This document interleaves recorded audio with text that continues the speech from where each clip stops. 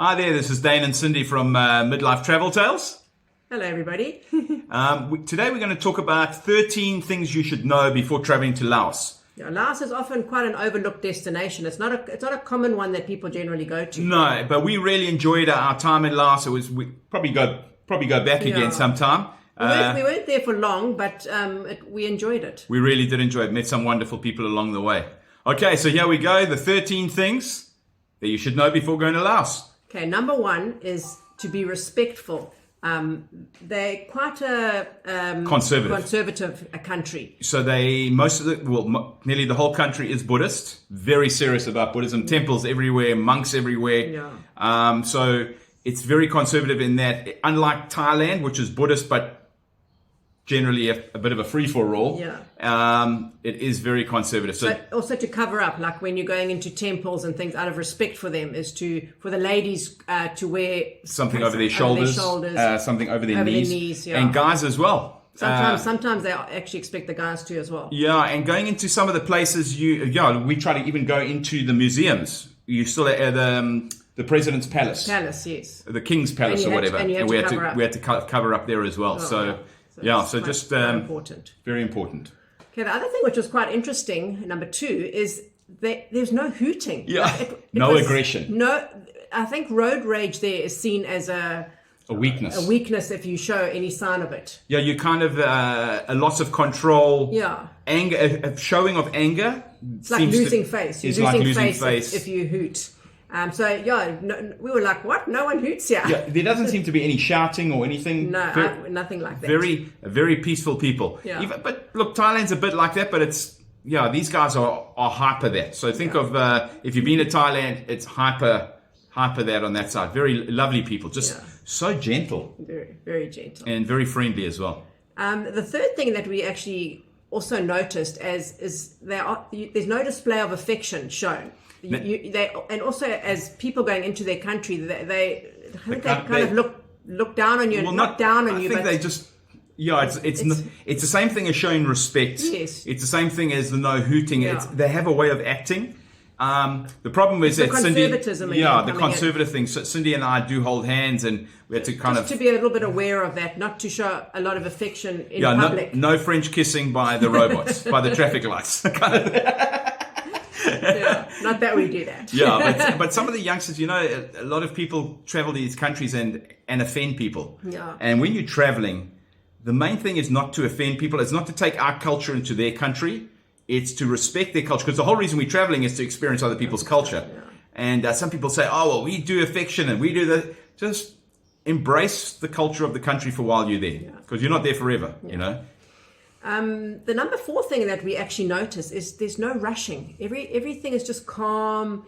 No one rushes anywhere. Everyone's quite chilled, laid back. No one gets worked up. No, it's just very peaceful. Yeah, it's a very peaceful kind of vibe. Yeah, the only thing that's worked up is the boats on the speedboats on the river. That's only. But the driving, very calm. Yeah, no one gets upset. It just, even in restaurants and that, everything's not rushed. It's all very calm. As Westerners or South Africans, we sometimes want stuff done right now. Yeah. Especially food and that. Instant everything. That's me. I would like it in half an hour. What do you mean? 5 minutes? 5 minutes. He wants it in 5 minutes. If you go to Laos, just expect things not to be rushed. It's in the same thing. It's a cultural thing. Just no rushing. Yeah. The number 5 thing we noticed. Point number 5. Number 5 we noticed in Laos is there's a lot of development going on, which we were quite surprised at. Even Starbucks, 7-Eleven has moved into Laos as well now. Yeah, so even during the Mekong cruise, which we did, they're building dams, lots of dams along the river. There's railways being built. The Chinese, not to knock anybody, but the Chinese are building casinos all through Laos. It's like mini colonies where almost the Chinese have complete control. The Lao people don't. It's good for work for them, but it is also damaging their culture. Yeah. So be aware of that. The only thing they're not fixing is the roads. Yeah, the roads are, we'll come to that. Yeah, but the high-speed trains. There's a lot of. We were actually quite surprised at all the development going on. So my thing to you, go to Laos now if you want to go to Laos, because in probably 5 years' time, it's not going to be the Not same. going to be the same. Yeah, it's definitely not going to be the same, especially with them damming the Mekong and things like that. Yeah, it is quite sad. It is. But development comes at a cost. Number 6 is transport, getting around Laos. We did the Mekong cruise, so we caught a boat, a Slow boat. 2-day slow boat from Thailand to Luang Prabang. So from And the spent overnight on? the northern border in Thailand and to Luang Prabang, and we spent a night in Pak Beng. Pak Beng, it was lovely. Yeah. What a beautiful cruise. So you can do that. There's a lot of boats. You can even go on a speedboat, which we took 2 days to get there. You can do it in 4 hours. But these guys are crazy. They wear crash helmets. Doesn't look like fun on these tiny little boats, and they come flying past. We've met 1 or 2 people who've done it. Yeah. No, it doesn't look like fun to me. No, it didn't look like fun. And the other transport, there is trains. There is trains. There's that big high-speed train between Vientiane and Vang Vieng. and that's bringing a lot of people down from China, and it's connecting Laos, all the things to China. The roads are terrible. So The roads. So there are minivans as well. You can catch minivans. Yeah. But be aware that often they're delayed because of the road conditions. The road conditions are not great. We actually wanted to go up to Nong Kiao, but we couldn't find any transport to get us back. So we thought we weren't going to take a chance and get stuck then there. what happens is they also charge you like a lot of money to come back by taxi or something. But the one good thing there, the airport was great. Yeah. At Luang Prabang, the airport was fantastic. So you can do internal flights as well, which are not bad. They're quite reasonable. Yeah. So that's also another way of getting around. But I know with the high-speed train, you've got to book a little bit in advance. You do. You need to book in advance. Otherwise, you could be caught out. And I think try this because friends of ours went to the actual ticket office and they got it at a great price. And when people try to book online, it was a huge difference. Yeah, big difference in price. So there is a ticket office that you can go to for the trains and that. Yeah. There's also overnight buses. Now that's a bit dangerous. Yeah, I also don't. Well, for us, we wouldn't want to do that because apparently at night time on some of those they're going through mountainous regions and on cliffs in the dark. Doesn't appeal to me. So I mean, people do it. People do it. Young people, adventurous. We just thought it not the safest option. And you can rent a scooter. Yeah. So I wanted to rent a scooter. It would have been really easy, but my precious wife. I was too nervous. But it's very easy to drive around Luang Prabang, and that no one speeds, no one hoots, they all drive at the same pace.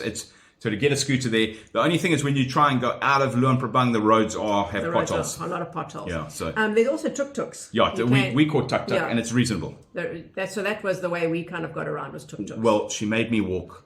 I walked everywhere. Luang Prabang, I walked Don't tell, she mustn't lie that she let tuk-tuk. She only caught a tuk-tuk to the airport. But we literally walked everywhere. But it's small enough to walk. It is. And it's great when you walk because you get to see all the coffee shops. Yeah. And all the little roads, and it was great. So, that was number 7 with the scooter. Okay, sorry. Did I skip over? Yeah, I jumped the gun. So that's 6 and 7.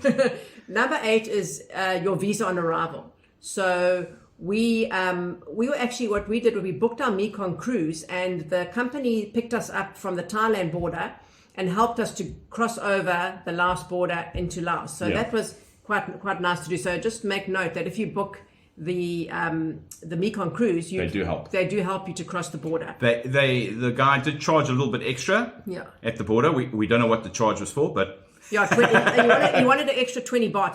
So the actual visa is $40. When you go to the border, and also just remember if you're paying in dollars, they want crisp, clean notes. Yeah, it's got to be clean. Otherwise, they don't accept it. Same as Cambodia. Cambodia was like it. You can pay in baht, and you can pay in kip, which is the last money, but the exchange rate, I don't think they recommend. It's not a good option to do that. Yeah. So and there's no card. You have to pay in cash. But it was quite an easy process. We had our dollars. We got our dollars, and it was not difficult. It wasn't difficult at all.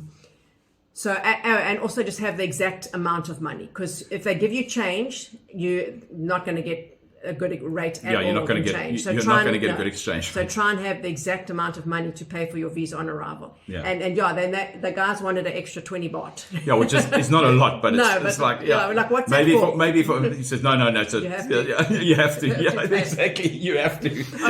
And also just check the visa on arrival is not all land borders. So whichever land border you're going through, just make sure that land border you can do a visa on arrival. Yeah. So that they're not all like that. You can also pay companies, to help you across the border, but it was very easy. You don't need to. You don't need to. Yeah. So we've discovered we've never paid a company for visas. We do it all ourselves, and we've got around. And we've got around. You don't need it. So what's next? Okay, number next 9. Is number 9.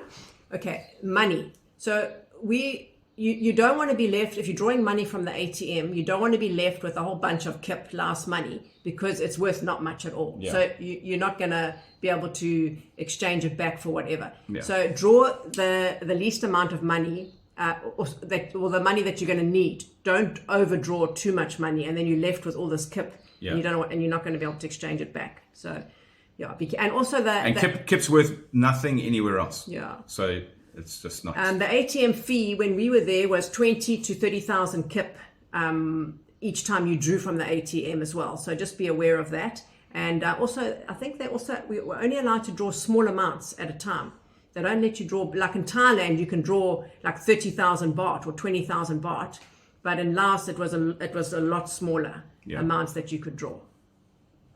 Okay, number 10 is the SIM card. Okay, so the SIM card, we got it at the airport as soon as we arrived, and Unitel is the main cell phone provider in Laos. There is another one as well, but the Unitel is the common one that most people get. So I think that worked well for us. And the coverage is great. Yeah. So look, we were only mainly in Luang Prabang and that, but the coverage was great. The speeds were great. I think we did videos. We released videos. We uploaded videos and that to YouTube. It was very good. So it was very, very good, yeah.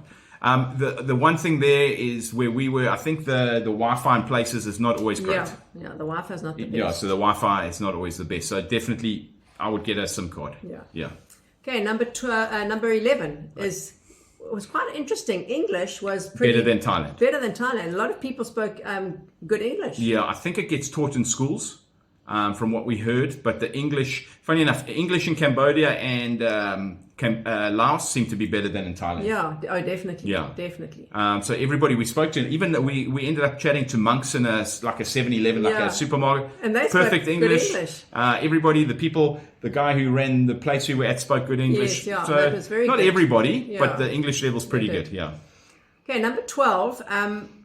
Besides local food, there's a lot of Western food available, we found. You wouldn't have a problem finding pizzas and hamburgers, and there was a lot of that available as well. So, and then vegetarian food if you wanted. And the markets, we ate a lot at the market. We literally ate every night at the market. Very cost effective, way cheaper than the restaurant. So it's a central market in Luang Prabang.